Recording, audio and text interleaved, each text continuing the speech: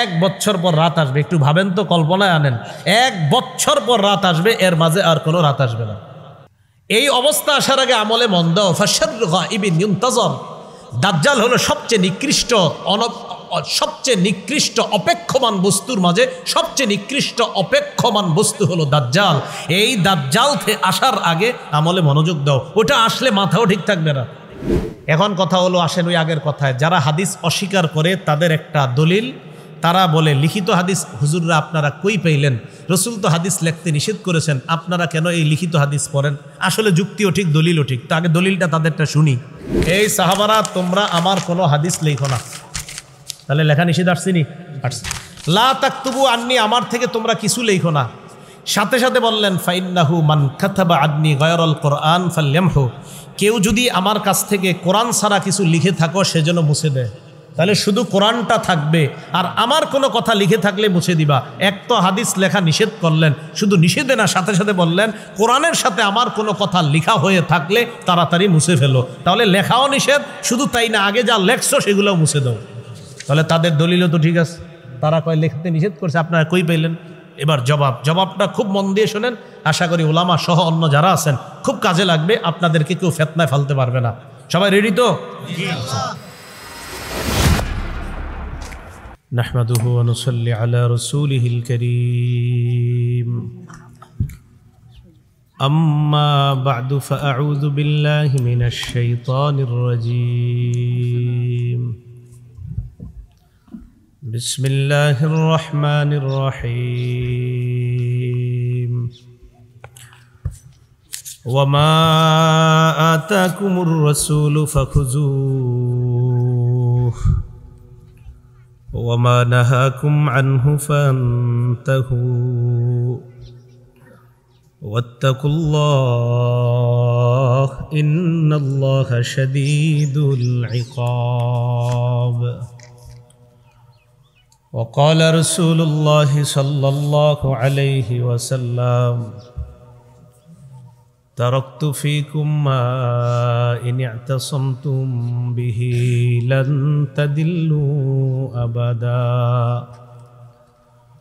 كتاب الله وسنة رسوله أو كما قال عليه الصلاة والسلام اللهم صل على محمد وعلى آل محمد كما صليت على إبراهيم وعلى آل إبراهيم إنك حميد مجيد اللهم بارك على محمد وعلى آل محمد كما باركت على إبراهيم وعلى آل إبراهيم إنك حميد مجيد। বিভিন্ন বাসা বাড়িতে অবস্থানরতা এবং মাদ্রাসায় ছাত্রী ছাত্রী অভিভাবক বৃন্দ, সম্মানিত মা বোনেরা, আল্লাহ পাক রব্বুল আলামিনের দরবারে শুকরিয়া আদায় করছি, আল্লাহ আমাদেরকে এই মাহফিলে উপস্থিত হওয়ার তৌফিক দান করেছেন বলে আলহামদুলিল্লাহ। সূরা হাশর 7 নম্বর আয়াতের অংশ বিশেষ তেলাওয়াত করলাম। এই আয়াতে আল্লাহ পাক রব্বুল আলামিন বলেন, ওয়া মা আতাকুমুর রাসূলু ফাখুযূহু, রাসূলুল্লাহ সাল্লাল্লাহু আলাইহি ওয়াসাল্লাম তোমাদেরকে যা দেন তা তোমরা গ্রহণ করো। ওয়া মা নাহাকুম আনহু ফান্তাহু, রাসূলুল্লাহ সাল্লাল্লাহু আলাইহি সাল্লাম তোমাদেরকে যা থেকে নিষেধ করেন তা থেকে তোমরা বিরত থাকো। যা দেন তা গ্রহণ করো, যা থেকে নিষেধ করেন তা থেকে তোমরা বিরত থাকো। একটা গুরুত্বপূর্ণ আলোচনা করার জন্য এই আয়াতে কারিমা তেলাওয়াত করলাম। সেই বিষয়টা হলো নবীজি আমাদেরকে কি দিয়েছেন? নবী আমাদেরকে দুটি জিনিস দিয়ে গিয়েছেন। কয়টি? কোরআন সুন্নাহ। বলেন কোরআন সুন্নাহ। قال رسول الله صلى الله عليه وسلم تركت فيكم ما إن اعتصمتم به لن تضلوا أبدا। আমি তোমাদের কাছে এমন জিনিস রেখে গেলাম, যদি তোমরা তা আঁকড়ে ধরে থাকতে পারো তোমরা কখনোই পথভ্রষ্ট হবে না।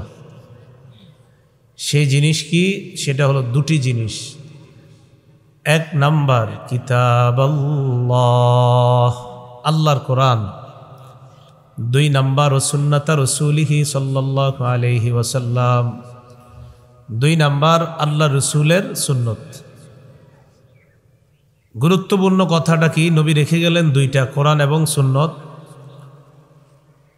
আমাদের বর্তমান সমাজে ফেতনা তো একের পর এক, চারদিকের মধ্যে একটা ফেতনা হলো যারা বলে শুধু কোরআন মানলেই চলবে, হাদিস মানার কোনো দরকার নেই।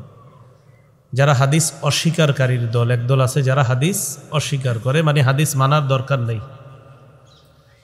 তো এমন একটা দলের যে আবির্ভাব ঘটবে যারা শুধু কোরআন মানবে, হাদিস মানবে না, এটাও রসুল বলে গিয়েছেন। ইবনে মাজার 12 নম্বর হাদিস, ক্বালা রাসূলুল্লাহ সাল্লাল্লাহু আলাইহি ওয়াসাল্লাম ইউশিকুর রাজুলু মুত্তাকিআন আলা আরিকাতিহি ইউহাদ্দিসু বিহাদিসিম মিন্নি।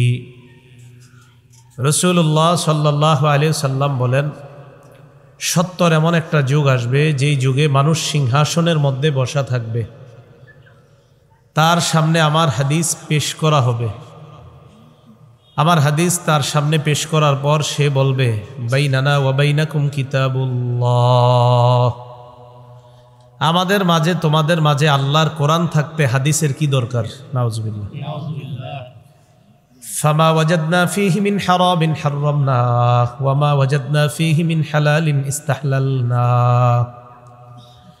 ওই পণ্ডিত বলবে যে কোরআনে যা হারাম, এই হারামকে হারাম জানলেই তো হয়, কোরআনের হালালকে হালাল জানলেই তো হয়, হাদিসের কি দরকার?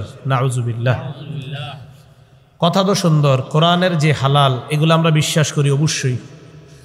কোরআনে যেগুলোকে আল্লাহ হারাম করেছেন এগুলোও আমরা হারাম হিসাবেই মেনে নেই, ঠিক না? তো ওই ব্যক্তিও যুক্তি দেয় কোরআনের হালাল, কোরআনের হারাম এগুলা মানলেই হয়, হাদিসের কোনো দরকার নাই। নবীজি বলেন, আলা ওয়া ইন্নামা হাররামা রাসূলুল্লাহি মিসলু মা হাররামাল্লাহ।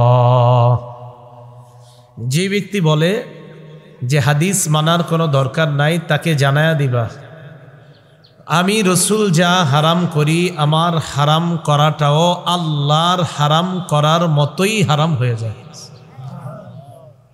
এখান থেকে বোঝা যায় শুধু কোরআন না শুধু হাদিস, না কোরআন হাদিস, শুধু কোরআন মানবো না শুধু হাদিস মানবো, না কোরআন হাদিস উভয়টা মানবো।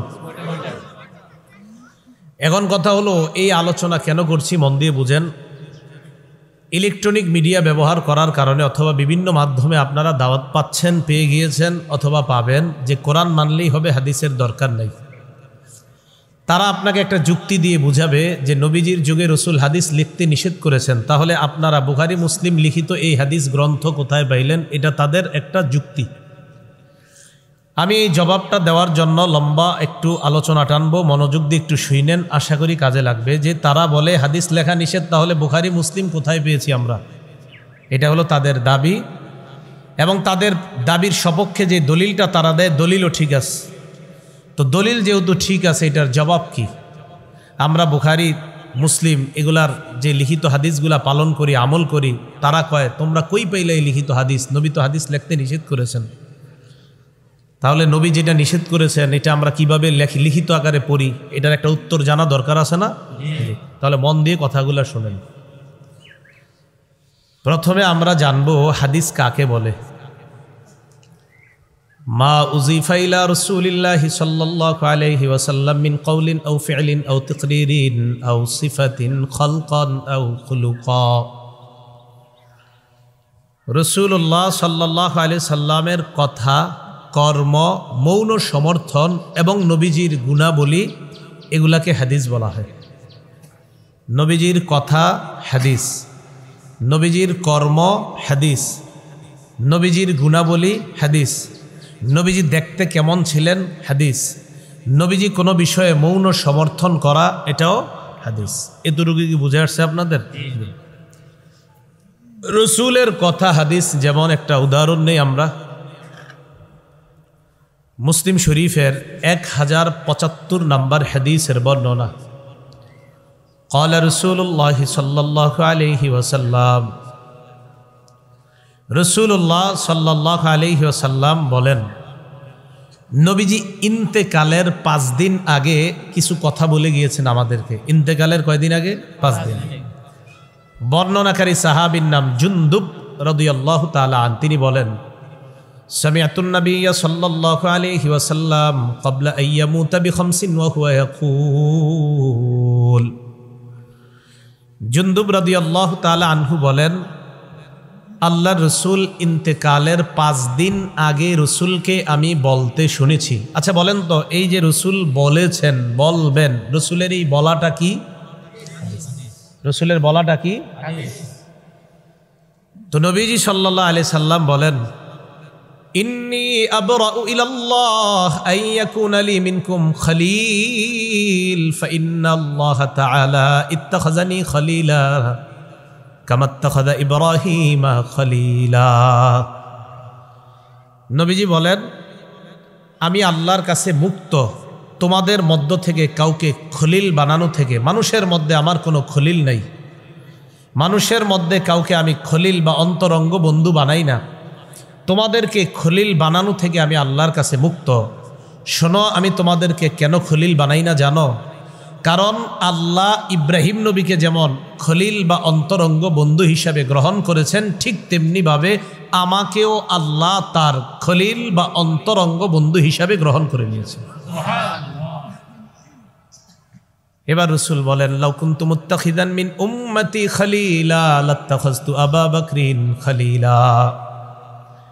আমি যদি আমার উম্মতের কাউকে খলিল হিসাবে গ্রহণ করতাম, অন্তরঙ্গ বন্ধু হিসাবে গ্রহণ করতাম, তাহলে আবু বকরকে আমার খলিল হিসাবে আমি গ্রহণ করতাম। কিন্তু আমার কোনো খলিল নাই মানুষের মধ্যে। যদি খলিল কাউকে বানাইতাম, তো কাউকে বানাইতাম? আবু বকরকে। কিন্তু বানাই নেই। রসুল একমাত্র কার খলিল? আল্লাহ। রসুল হাবিবও খলিলও। তাহলে নবীজি একমাত্র অন্তরঙ্গ বন্ধু আল্লাহর। আচ্ছা, নবীজি ইন্তেকালের আগে আমাদেরকে এই কথাগুলা বলে গেলেন, নবীর এই বলাটা কি? হাদিস। মন দিয়ে একটু বুঝেন কথাগুলো। এরপর রসুল বলেন, আলা ওয়া ইন্না মান কানা ক্বাবলাকুম কানু ইয়াত্তাখিযুনা কুবুর আমবিয়াইহিম ওয়া সালিহিহিম মাসাজিদা। শোনো তোমরা, তোমাদের পূর্ববর্তী উম্মত যারা, তারা তাদের নবী এবং নেককারদের কবরগুলাকে সিজদার স্থান বানাইতো। নাউজুবিল্লাহ। আমি নবী তোমাদেরকে বলে যাচ্ছি, লা তাত্তাখিজুল কুবুর মাসাজিদা, তোমরা কবরকে সিজদার স্থান বানায়ো না। নবী বললেন, তোমাদের পূর্ববর্তীরা তাদের নবী এবং নেককারদের কবরকে সিজদার স্থান বানাইতো। ও আমার উম্মত, তোমরা কবরকে কি বানায়ো না? সিজদার স্থান বানায়ো না। আমাদের উপমহাদেশে কবরের সামনে সিজদা দেওয়ার ঘটনা ঘটেনি, এটা রসুল স্পষ্ট নিষেধ করেছেন। রসুল এই কথা বলার পর বলেন, ইন্নী আনহাকুম আন যালিকা, আমি তোমাদেরকে এগুলা করতে নিষেধ করে যাচ্ছি, নিষেধ করে গেলাম, এগুলা তোমরা কেউ করবা না। আচ্ছা বলেন তো, রসুল যে ইন্তেকালের 5 দিন আগে উপদেশগুলো আমাদেরকে দিয়ে গেলেন, বলে গেলেন, প্রথমত এই উপদেশগুলো মানার তৌফিক দান করেন। দ্বিতীয়ত এই বলাটা কি? হাদিস। আচ্ছা, মাশাআল্লাহ। তিরমিজি শরীফের বর্ণনা 2304 নাম্বার হাদিস।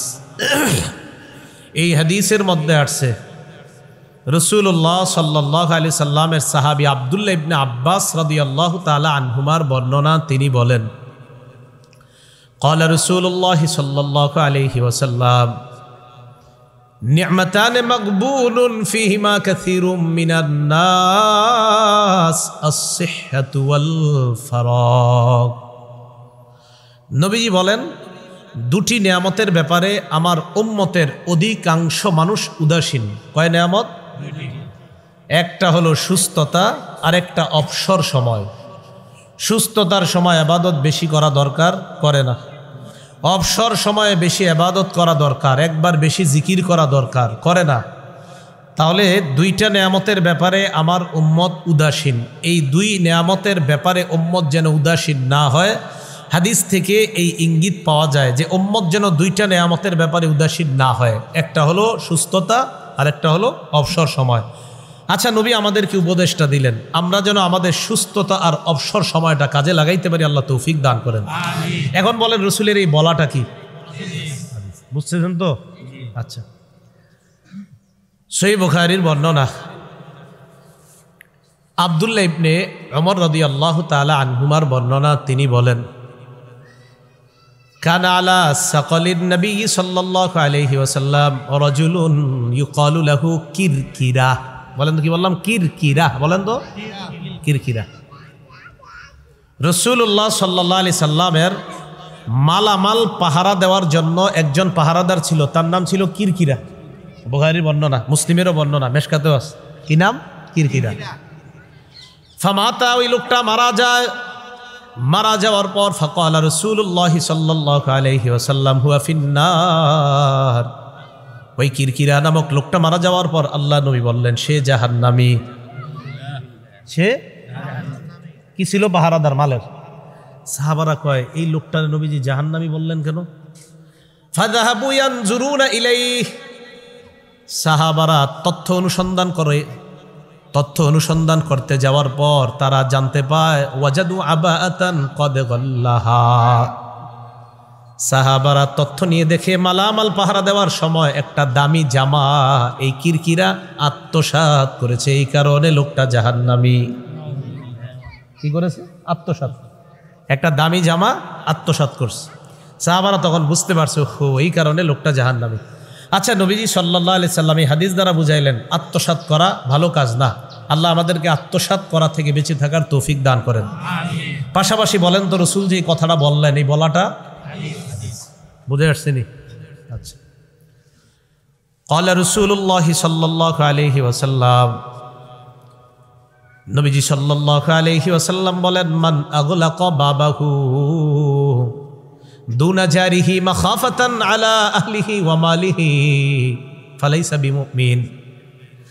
নবীজি বলেন, কোনো ব্যক্তি যদি তার পরিবার বিরক্ত হবে এই কারণে, অথবা তার সম্পদ কমে যেতে পারে এই কারণে প্রতিবেশীরে ঘরে ঢুকতে না দেয়, যে প্রতিবেশীরে যদি আমার ঘরে ঢুকতে দেই তাহলে আমার ঘরে যারা আছে তারা বিরক্ত হইতে পারে, থুর হেরে খালি কেন ঢুকতে দেয়। এক আরেকটা কারণ, যে আমি যদি আমার ঘরে আমার প্রতিবেশীরা আসতে দেই, আমার মালামাল দেখা, আমার মালামাল আবার চাইয়া বসে কিনা, আবার দিতে হয় কিনা, এই নিয়তি যদি কেউ ঘরের দরজা বন্ধ করে দেয়, ফালাইসা বিমুমিনিন, নবীজি বলেন সে মুমিন না।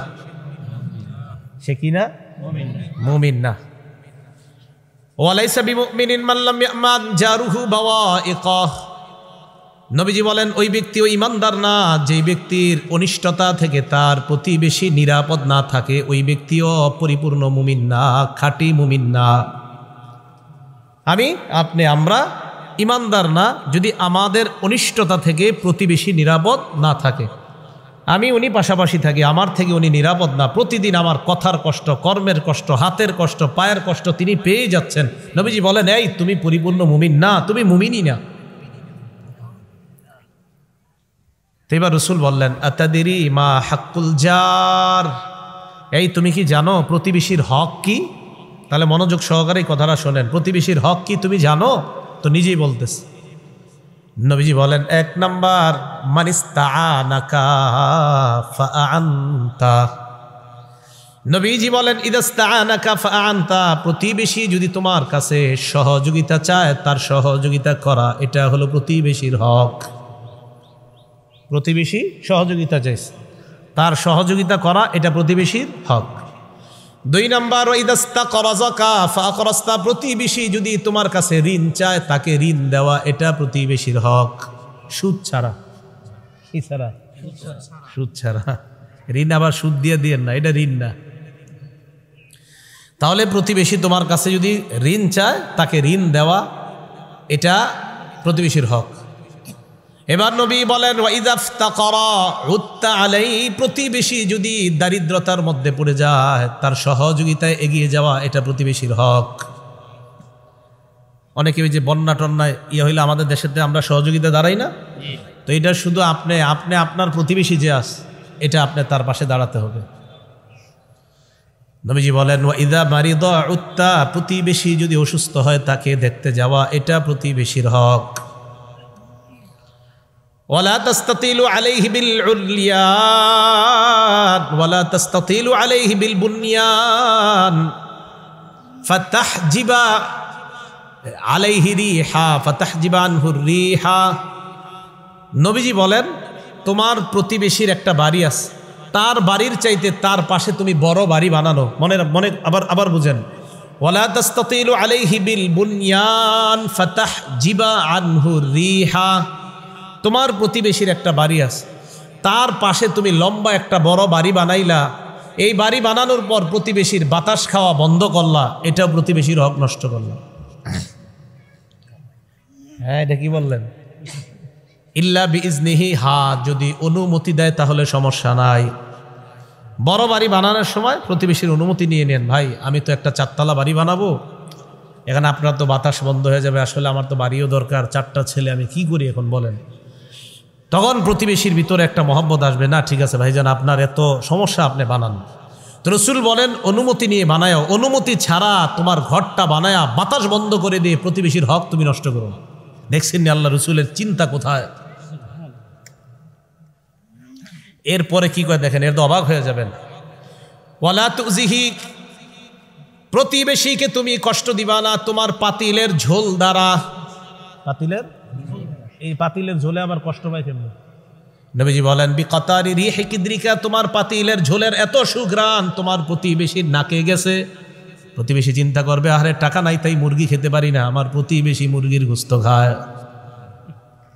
ঝোলের সুঘ্রাণ দ্বারা প্রতিবেশীরে কষ্ট দিও না। নবী অন্য বর্ণনায় বলেন যদি তুমি গোস্ত রান্না করো তাহলে তুমি একটু ঝোলটা বাড়াও, ওই ঝোল বাড়িয়ে দিবা এই কারণে যেন প্রতিবেশীকে একটু ঝোল হলেও তুমি দিতে পারো। আর যদি তোমার এমন মনে হয় না না আমি প্রতিবেশীরে ঝোলও দিব না গোস্তও দিব না, আল্লাহ নবী কয় তাহলে এমনভাবে রান্না করো যেন তোমার ওই গোস্তের ঘ্রাণটা বাহিরে না যায়।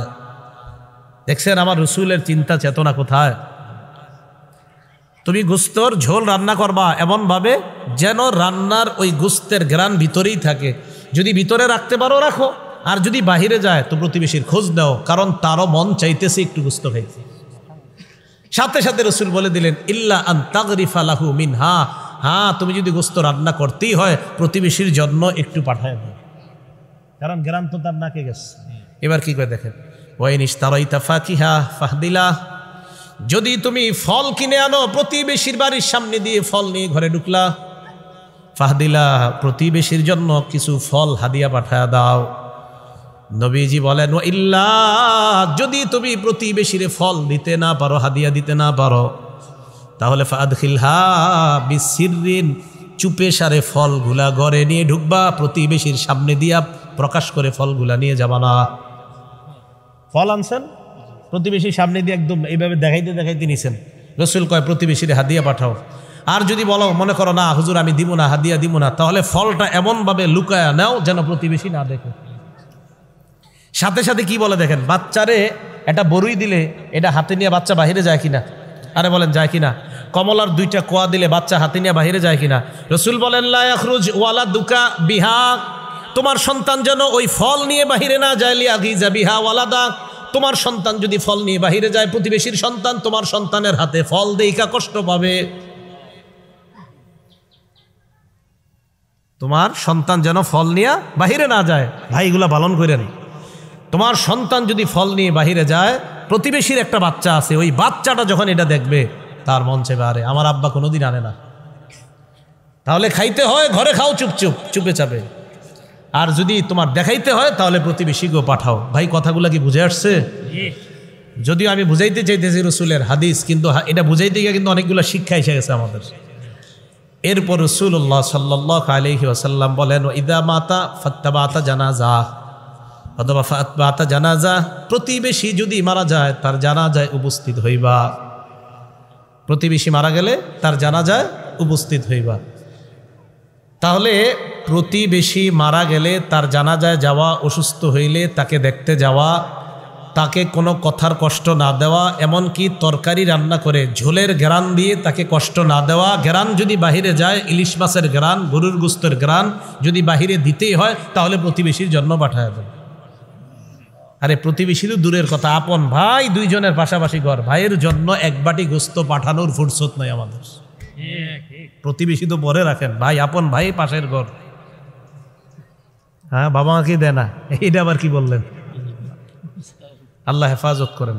আচ্ছা আসেন, আমার মূল বলা উদ্দেশ্য, যদিও আমি সুন্দর সুন্দর কিছু কথা এসে গেছে, এগুলোর উপর আল্লাহ আমল করার তৌফিক দান করেন। কিন্তু এই যে নবীজি উপদেশগুলা বলে গেলেন, নবীর এই বলাটা কি হাদিস। হ্যাঁ, নবীর বলাটা কি হাদিস। রাসূলুল্লাহ সাল্লাল্লাহু আলাইহি সাল্লাম বলেন, লা তুআদ্দান্নাল হুকুকু ইলা আহলিহা ইয়াউমাল কিয়ামাহ হাত্তা ইউকাদা লিশাতিল জালজাই মিনাশ-শাতিল করনাই।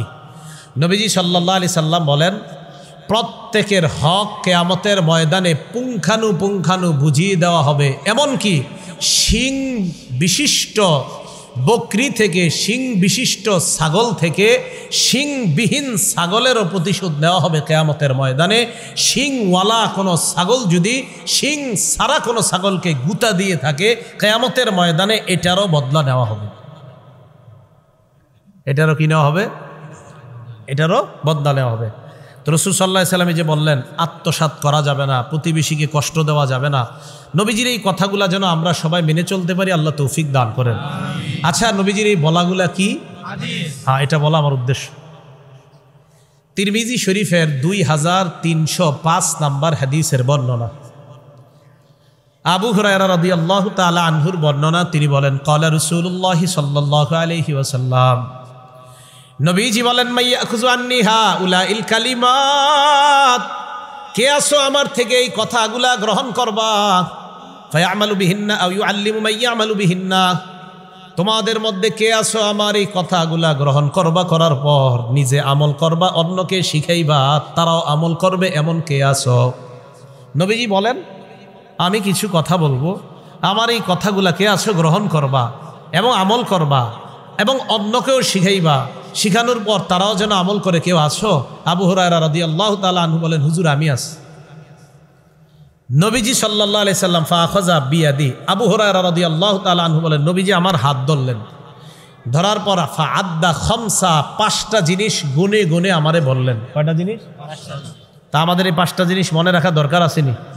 কারা কারা আমল করবো ইনশাআল্লাহ 5টা জিনিসের উপর? রাসূলুল্লাহ সাল্লাল্লাহু আলাইহি সাল্লাম 1 নম্বরে কি বলেন দেখেন, নবীজি বলেন, ইত্তাকিল মাহারিমা তাকুন আবাদান নাস। আবু হুরায়রা, নিষিদ্ধ জিনিস থেকে বেঁচে থাকো, হারাম জিনিস থেকে বেঁচে থাকো, তুমি মানুষের মাঝে সবচেয়ে শ্রেষ্ঠ আবেদ হয়ে যাবা। কি থেকে বাঁচতে হবে? হারাম জিনিস থেকে, নিষিদ্ধ জিনিস থেকে। কয় নাম্বার হলো? 1 নাম্বার। 2 নাম্বার, নবীজি বলেন, ওয়ারদ বিমা কসামাল্লাহু লাক। আবু হুরায়রা, আল্লাহ তোমার ভাগ্যে যা লিপিবদ্ধ করেছেন, তোমার কিসমতে যা আল্লাহ দিয়েছেন, এটার উপর তুমি সন্তুষ্ট হয়ে যাও। তাকুন আগনান নাস, তুমি মানুষের মধ্যে পৃথিবীর সবচাইতে ধনী মানুষ হয়ে যাবা। কি মানুষ?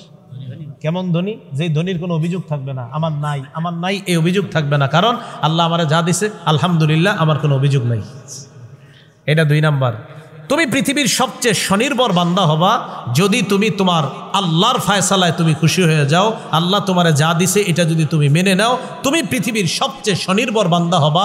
কারো মুখাপেক্ষী তোমার হওয়া লাগবে না, কারণ তুমি তো এমন ধনী, যেই ধনী হওয়ার কারণে তোমার কারো কাছে চাইতে হয় না, কারণ তুমি আল্লাহর ফায়সালায় সন্তুষ্ট। 2 নাম্বার। 3 নাম্বার শুনে নিব, ওয়া আহসিন ইলা জারিকা তাকুন মুমিনা। আবু হুরায়রা, তোমার প্রতিবেশীর সাথে তুমি সুন্দর আচরণ করো, তাহলে তুমি খাঁটি ইমানদার হয়ে যাবা। খাঁটি ইমানদার হবনি আমরা? প্রতিবেশীর সাথে সুন্দর আচরণ করবা, তাকুন মুমিনা, তুমি খাঁটি মুমিন হয়ে যাবা। 4 নাম্বার আহিব্বালিন নাস মা তুহিব্বু লিনাফসিকা তাকুন মুসলিমা। নবীজি বলেন, আবু হুরায়রা, নিজের জন্য যা পছন্দ করো মানুষের জন্য তা পছন্দ করবা, তুমি খাঁটি মুসলমান হয়ে যাবা। কি হবা? 3 নাম্বারটা খাঁটি মুমিন, 4 নাম্বারটা খাঁটি মুসলিম। তাহলে খাঁটি মুমিন হবা কিভাবে? প্রতিবেশীর সাথে ভালো আচরণ করো। 4 নাম্বার খাঁটি মুসলমান হবা কিভাবে? তুমি তোমার জন্য যা পছন্দ করো মানুষের জন্য তুমি তা পছন্দ করো, তুমি খাঁটি মুসলিম হয়ে যাবে। কটা গেল? 4টা। 5 নাম্বার ওয়ালা তুকসিরিদ দিহকা, বেশি হাসবা না, বেশি হাসবা না। ফাইন্না কাসরাতাদ দিহকি তুমিতুল কলবা, বেশি হাসি তুমিতুল কলবা, অন্তর মৃত বানায় দেয়। নাউজুবিল্লাহ। তাহলে কয়টা উপদেশ দিলেন? 5টা। মনে থাকবে নি 5টা। আবার আমি বলি, মন দিয়ে শোনেন। 1 নাম্বার, রাসূলুল্লাহ সাল্লাল্লাহু আলাইহি ওয়াসাল্লাম 5টা বিষয় গুনে গুনে বলে দিলেন, এটি যেন আমল করে। 1 নাম্বার, নিষিদ্ধ হারাম কাজ থেকে বাঁচো, তুমি শ্রেষ্ঠ আবেদ হবা। 2 নাম্বার, আল্লাহ তোমাকে যা দিয়েছেন, তোমার ভাগ্যে যা আল্লাহ দিয়েছেন, তোমার তাকদীরে, তোমার কিসমতে, তোমার বন্টনে আল্লাহর পক্ষ থেকে যা এসেছে, এটার ব্যাপারে তুমি সন্তুষ্ট হয়ে যাও, তুমি পৃথিবীর সবচেয়ে স্বনির্ভর বান্দা হয়ে যাবে। 3 নাম্বার, তুমি তোমার প্রতিবেশীর সাথে উত্তম আচরণ করো, তুমি খাঁটি মুমিন হবে।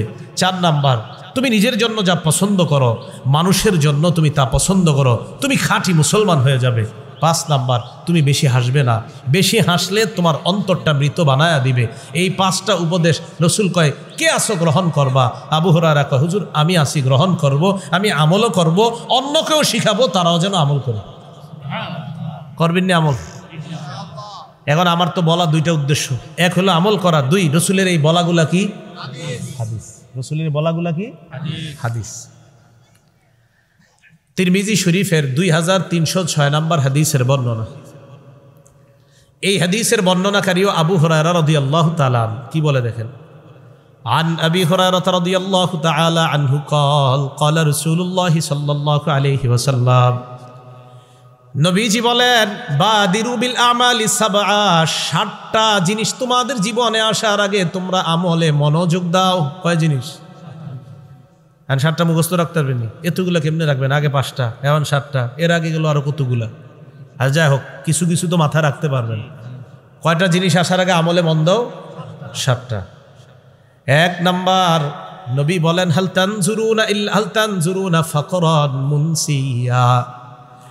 1 নাম্বার, তোমরা কি এমন দারিদ্রতার অপেক্ষা করো যেই দারিদ্রতা তোমাদেরকে আল্লাহ ভুলিয়ে দেয়, ইসলাম ভুলিয়ে দেয়, কোরআন ভুলিয়ে দেয়? এমন দারিদ্রতার অপেক্ষা কি তোমরা করো? কেউ এমন দারিদ্রতার অপেক্ষা করবা না। নবী বুঝাইতে চায়, এমন দারিদ্রতা আসার আগে আমলে মনোযোগ দাও, দারিদ্রতার মধ্যে পড়ে যেন আল্লাহরে ভুলে না যাও, এমন অবস্থা আসার আগে আমলে মনোযোগ দাও। তুরস্কে বাড়িওয়ালা রাস্তাওয়ালা হয়ে গেছে। যে বাড়িওয়ালারা বেঁচে আছে, কি হয়ে গেছে এখন? রাস্তা। ওই যে লেখাও দিছে একজন, যে আমি এক বাড়িওয়ালার কাছে গিয়েছিলাম, যাওয়ার পর সাহায্য চেয়েছিলাম, না আমি আমার বাড়ির ভাড়া দিতে পারি নাই। একজন লেখছে তুরস্কের, ভাড়া দিতে না পাওয়ার কারণে আমাকে বের করে দিছে। এখন আমি আর তিনি দুজন পথে হাঁটতেছি, দুজন পথে হাঁটতেছি।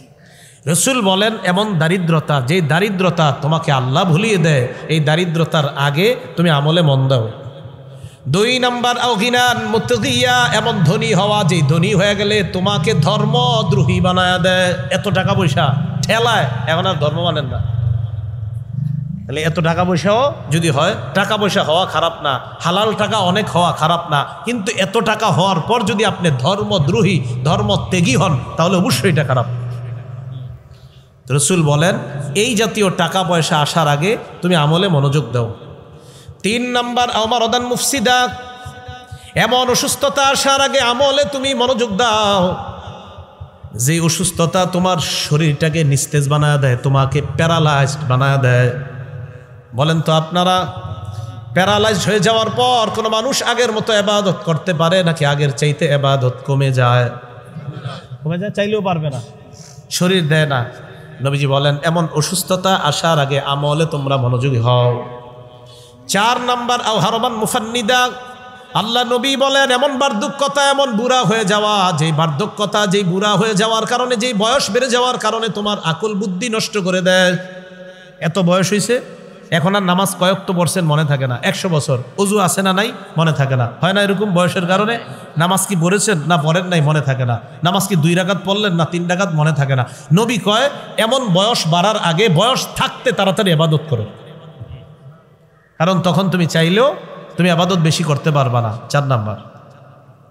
5 নাম্বার আউমাউতান মুজহিজা, হঠাৎ মরণ আসার আগে আমলে মনোযোগ দাও, হঠাৎ মরণ আসার আগে ইবাদতের প্রতি মনোযোগী হও। মাগরিবের নামাজ একসাথে 2 বন্ধু পড়লেন, পড়ার পর বাসায় গেলেন, একজন তার বাড়িতে গেল, আরেকজন আপনি আপনার ঘরে গেলেন। 5 মিনিট পরে ফোন আসছে আপনার বন্ধু মারা গেছে। কেন মারা গেছে? কয় হঠাৎ ঘরে আইসা একটু শুইছে, শোয়ার পর, মানে কথার কথা কয় ঘরে আইসা শুইছে, কয় একটু বউ এসছে, কয় একটু পরে মারা গেছে। এই মাত্র একসাথে গল্প কইরা মসজিদ থেকে 2 জন হাঁটতে হাঁটতে কথা বলতে বলতে বাসায় গেছেন, 5 মিনিট পরে শুনলেন মারা গেছে। এটা কিয়ামতের আগে মানুষ প্রচুর মৃত্যুর হার বেড়ে যাবে, হঠাৎ মৃত্যু বেড়ে যাবে। রসুল বলেন এই হঠাৎ মরণের আগে আমলে মন দাও। এই মুহূর্তে তুমি বসে আছো না, আরে 5 মিনিট পরে তুমি থাকবা কিনা নিশ্চয়তা নাই, এই 5 মিনিট কাজে লাগাও। 5 নাম্বার। 6 নাম্বার ওই দাজ্জাল। দাজ্জাল আসার আগে আমলে মন দাও। দাজ্জাল আসলে মাথায় ঠিক থাকবে না। প্রথম দিনটা হবে 40 বছরের, প্রথম দিনটা হবে 1 বছরের সমান, দ্বিতীয় দিনটা হবে 1 মাসের সমান, তৃতীয় দিনটা হবে 7 দিনের সমান, বাকি 37 দিন হবে একদিন করে। এই মোট 40 দিন দাজ্জাল দুনিয়াতে থাকবে। প্রথম দিন কয় দিন? 1 বছর। 1 বছর পর রাত আসবে। একটু ভাবেন তো, কল্পনায় আনেন, 1 বছর পর রাত আসবে, এর মাঝে আর কোনো রাত আসবে না। এই অবস্থা আসার আগে আমলে মন দাও। ফাশাররু গায়বিন ইউনতাজার। দাজ্জাল হলো সবচেয়ে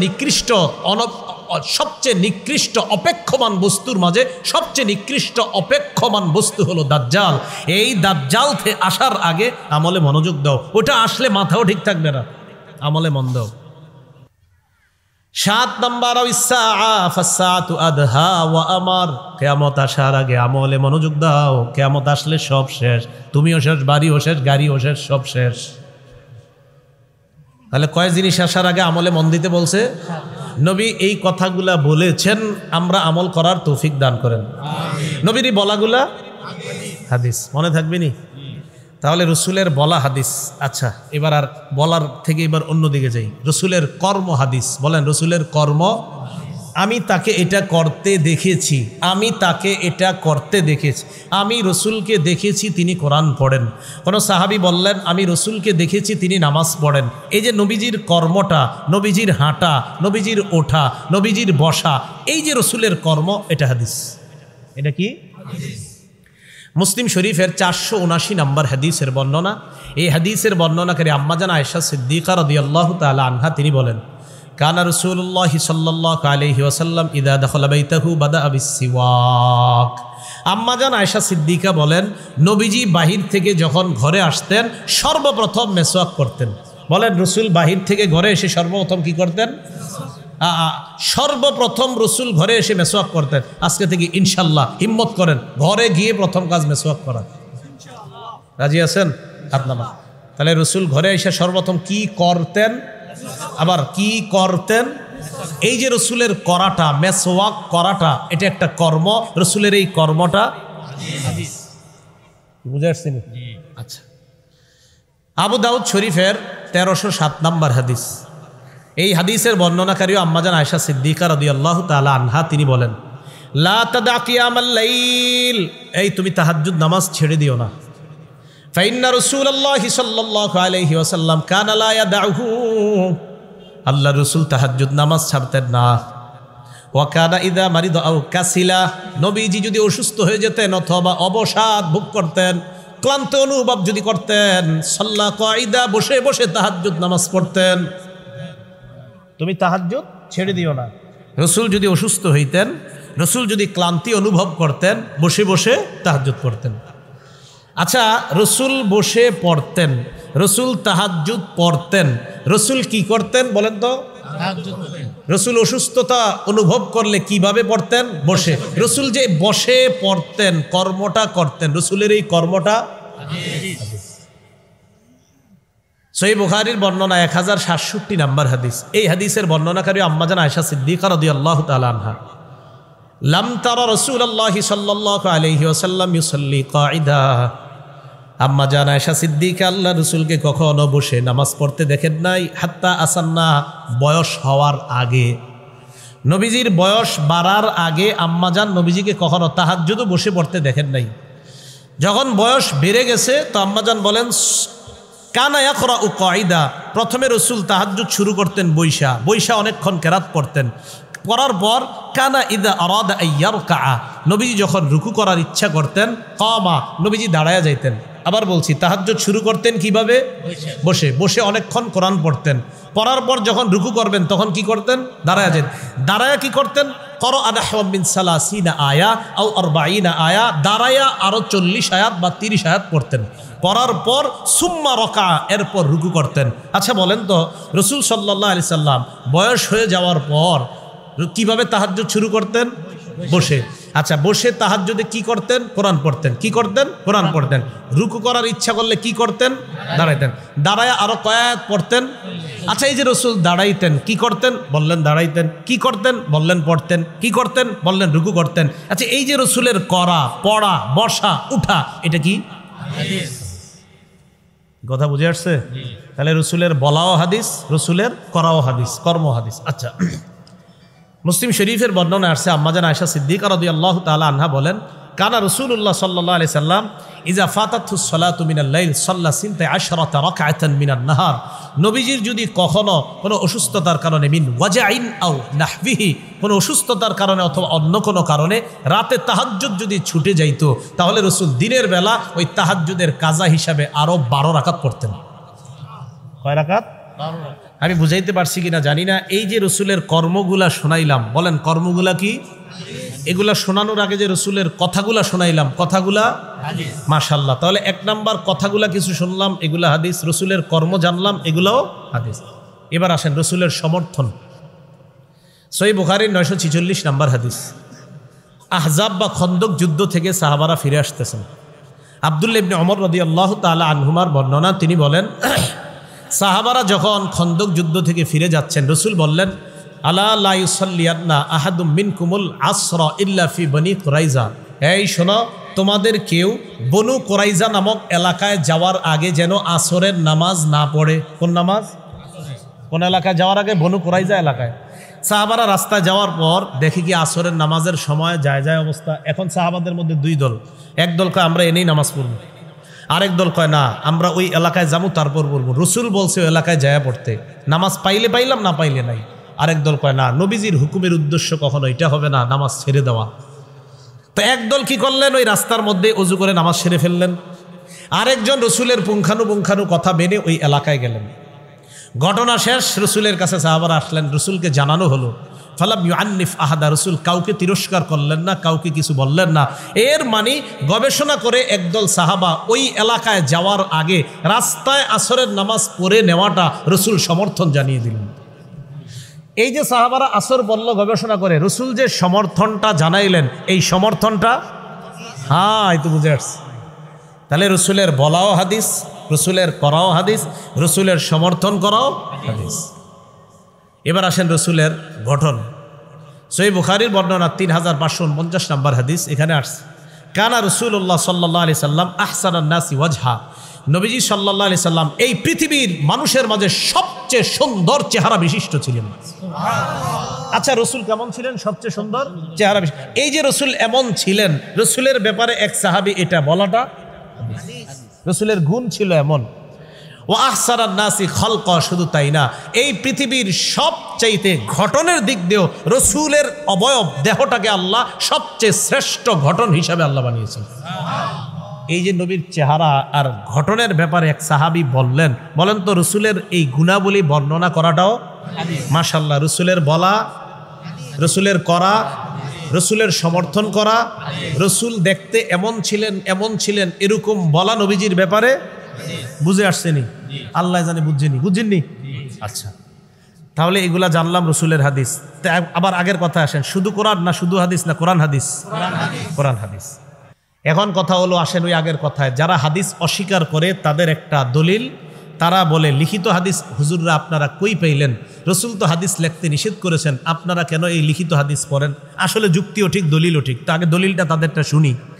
মুসলিম শরীফের 3004 নম্বর হাদিস, মোট হাদিস সংখ্যা হবে 3033টা আমাদের মাদ্রাসার পাঠ্যপুস্তক অনুসারে।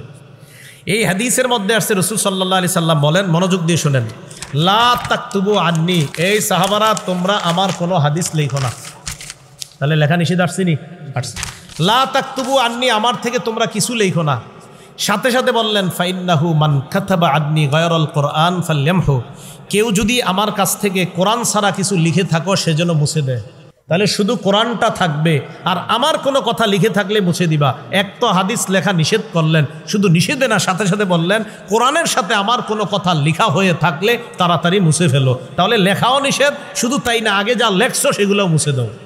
তাহলে তাদের দলিলও তো ঠিক আছে, তারা কয় লিখতে নিষেধ করছে, আপনারা কই পাইলেন? এবার জবাবটা খুব মন দিয়ে শোনেন, আশা করি ওলামা সহ অন্য যারা আছেন খুব কাজে লাগবে, আপনাদেরকে কেউ ফেতনায় ফেলতে পারবে না। সবাই রেডি তো? রসুল যে হাদিস লিখতে নিষেধ করেছে, যে দলিলটা একদম সত্য কথা। আমার সাথে এবার পুরো বাংলাটা বলেন, বলেন রসুলের এই নিষেধাজ্ঞা, বলেন নবুয়তের প্রথম যুগের যেন কোরআন এবং হাদিস, আল্লাহর কথা এবং নবীর কথা মিলে না যায়, তাই রসুল কোরআনের সাথে হাদিস লিখতে নিষেধ করেছেন। এই নিষেধাজ্ঞা কোন যুগের? একটু ওলামারা বললেন না, জনগণকে বলানো দরকার, এরা শিখা দরকার। এটা বলেন, এই নিষেধাজ্ঞাটা কোন যুগের? প্রথম যুগের। কেন? যেন কোরআন আর হাদিস, যেন আল্লাহর কথা আর নবীর কথা মিলে না যায়। তাহলে এতটুকু বুঝলাম এটা প্রথম যুগের। এখন আপনাদের প্রশ্ন হতে পারে, হুজুর কোন যুগে রসুল লেখাইছে এরকম একটা দলিল দেন।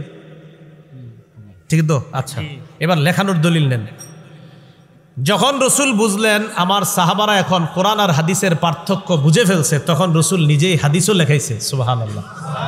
দলিল আবু দাউদ শরীফ 3646 নম্বর হাদিস, আব্দুল্লাহ ইবনে আমর রাদিয়াল্লাহু তাআলা আনহু বলেন, কুনতু আকতুবু কুল্লা শাইইন আসমাউহু সামি'তুহু মিন রাসূলিল্লাহ সাল্লাল্লাহু আলাইহি সাল্লাম উরিদু হিফজা, আমি নবীর থেকে যা শুনতাম সব লিখতাম। বলেন, নবীর থেকে যা শুনতাম, নবীর থেকে যা শুনতাম সব।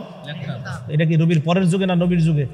নবীর থেকে যা শুনতাম সব লিখতাম। শুনতো নবীর থেকে, তো লিখতো কি নবীর পরের যুগে না ওই যুগেই? আচ্ছা, কেন? মুখস্থ করার জন্য।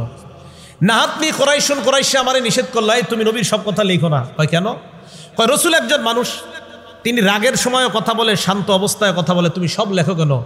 নবীজি সাল্লাল্লাহু আলাইহি সাল্লামের সাহাবী আব্দুল্লাহ ইবনে আমর এটা শোনার পর বলেন, আমি লেখা থেকে বিরত থেকে গেলাম, আমি আর লিখি না। আমি নবীর কাছে গিয়ে বললাম, ইয়া রাসূলুল্লাহ, আমি আপনার সব কথা লিখি। কুরাইশরা নিষেধ করছে, আপনি একজন মানুষ, আপনি রাগের কথাও বলেন, আবার আপনি শান্ত অবস্থায় কথা বলেন, তো রাগের কথাগুলো যেন না লিখি। সাহাবারা আমারে, কুরাইশরা আমারে নিষেধ করছে। নবীজি যে কথাটা বললেন সারা জীবন মনে রাখবেন, আর যারা হাদিস অস্বীকার করে তাদেরকে জানায় দিবেন। ফাউমা বিউসবিহি ইলা ফি, নবী নিজের আঙ্গুল দিয়া নিজের মুখের দিকে ইশারা করে বললেন, আব্দুল্লাহ উক্তুব, তুমি সব লেখো। মা ইয়াখরুজু মিনহু ইল্লা হাক্কুন, এই মুখ থেকে যা বের হয়, রাগের অবস্থায় বের হোক আর খুশির অবস্থায় বের হোক, এই মুখ থেকে যা বের হয় সব সত্য কথা। এই মুখ থেকে যা বের হয়, রাগের সময়ও সত্য কথা, শান্ত সময়ও। তো রসুল লেখাইছিনি? লেখাইছে। সহিহ বুখারী 2434 নম্বর হাদিস। মক্কা বিজয় দান করছে আল্লাহ। মক্কা বিজয় দান করার পর নবীজি এত সুন্দর একটা ভাষণ দিছে, সময়ের স্বল্পতায় আপনাদেরকে ভাষণটা শোনাইতে পারলাম না। মক্কা বিজয় হয়েছে, মক্কা বিজয়ের পর রসুল এত সুন্দর একটা ভাষণ দিছে। বুখারীর 2434 নম্বর হাদিস, কারো কাছে হাদিসের কিতাব থাকলে দেখে নেবেন। ওখানে রসুল চমৎকার একটা ভাষণ দিছে। ভাষণ দেওয়ার পর এক ব্যক্তি নাম আবু শাহ, বলেন কি নাম? আবু শাহ নামে ওই ব্যক্তি বলে, ইয়া রাসূলুল্লাহ, আপনার ভাষণটা আমার এত ভালো লাগছে, আপনি যদি একটু লিখে দিতেন আমারে। নবীজি বললেন, এই সাহাবারা উক্তুবু লি আবি শাহ, আমি এতক্ষণ যা বললাম আবু শাহকে তোমরা সব লিখে দাও। কি করে দাও? কি করে দাও? নবী না বলে লেখাই নেই? আরে নবী না লেখাই নেই? লেখাইছিনি? তাহলে রসুল লেখাই নাই এ কথাও সত্য। কোন যুগে? প্রথম যুগে। আবার রসুল লিখিয়েছেন এ কথাও সত্য। কখন? যখন কোরআন সুন্নাহর পার্থক্য সাহাবারা বুঝে ফেলছে, নবী লেখাইছে। তাহলে যদি আমাদেরকে হাদিস অস্বীকারীরা আমাদেরকে আটকায় যে রসুল হাদিস লিখতে নিষেধ করেছে, তোমরা লিখিত হাদিস কোথায় পেইলা? সাধারণ জনগণ পারবেন না জবাবটা দিতে ইনশাল্লাহ। যে হাদিস লিখতে নিষেধ ছিল কোন যুগে? প্রথম। কেন? যেন আল্লাহর কথা আর রসুলের কথা মিলে না যায়। যখন আল্লাহর কথা আর রসুলের কথার পার্থক্য সাহাবারা বুঝেছেন, তখন রসুল সাহাবাদের কি দিয়ে হাদিস লিখিয়েছেন, এমন অসংখ্য অগণিত দলিল আছে। এবার একটা মজার কথা শোনাই। তারা যে দলিলটা দিছে কোন কিতাবের হাদিস? মুসলিম শরীফের। কত নাম্বার? 3004 নাম্বার। আবার বলেন বলেন, তারা যেই দলিলটা দিছে কোন কিতাবের? কয় নাম্বার হাদিস? 3004। আচ্ছা, মুসলিম শরীফের 3004 নাম্বার হাদিসটা ওখানে কি ভাইসা রয়েছে বাতাসে না লেখা আছে? তো তারাও তো লিখিত হাদিসের দলিল দিল। হ্যাঁ, বুঝেন নাই মনে হয়? তারা যে দলিলটা দিল ওইটা কি মুসলিম শরীফের ওখানে কি ভাইসা রয়েছে না লিখিত? তো এরাও তো লিখিত হাদিসের দলিল দিল, তার মানে তারাও লিখিত হাদিস মানে। তাহলে শুধু কোরআন না শুধু হাদিস, না কোরআন হাদিস? ভাই বুঝছেননি? ওলামা সারা অন্যরা বুঝছেননি, আলেমরা তো বুঝছে, আপনারা বুঝছেননি? তাহলে শুধু কোরআন না শুধু হাদিস, না কোরআন হাদিস? আল্লাহ আমাদের সকলকে কোরআন এবং হাদিস, কোরআন সুন্নাহ উভয়টা মোতাবেক যেন আমল করতে পারি তৌফিক। কেউ উঠবো না আমরা, আল্লাহ তৌফিক দান করেন। এই মাদ্রাসাটার জন্য মেহরবানি করে কেউ উঠবো না, আপনাদের যে যেমন চায় রুমাল নিয়ে আপনাদের সামনে যাবে, মাদ্রাসার জন্য যে যা পারেন সহযোগিতা করেন। কোথাও যেন আপনারা আর না যান আজকে, ইউটিউব ভাইয়ারা এটাই শেষ, চলে যায় না, আর কোথাও যেন আপনাদেরকে না দেখি আজকের কোনো মাহফিলে। হ্যাঁ, তো আপনারা রুমাল নিয়ে যান, রুমাল নিয়ে যান।